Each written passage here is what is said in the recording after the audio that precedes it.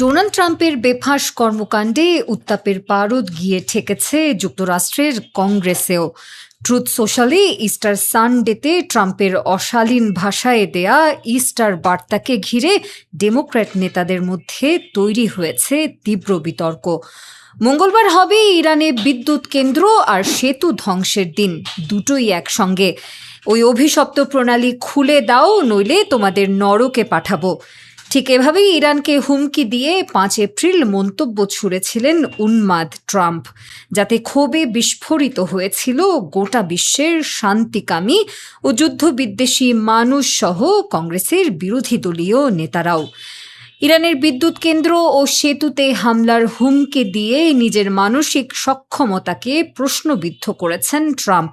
এমনটাই কানাঘুষা চলেছে ডেমোক্র্যাট নেতাদের মাঝে।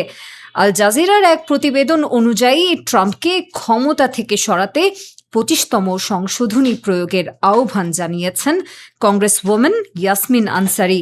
সামাজিক মাধ্যমের এক পোস্টে তিনি লিখেছেন, যুক্তরাষ্ট্রের প্রেসিডেন্ট একজন বিকারগ্রস্ত উন্মাদ এবং তিনি আমাদের দেশ ও পুরো বিশ্বের জন্য একটি জাতীয় নিরাপত্তা হুমকি। হাউস ডেমোক্র্যাট নেতা হাকিম জেফ্রিজও ইস্টার সানডের মন্তব্যটিকে বিকৃত ও অস্থির বলে আখ্যা দিয়েছেন।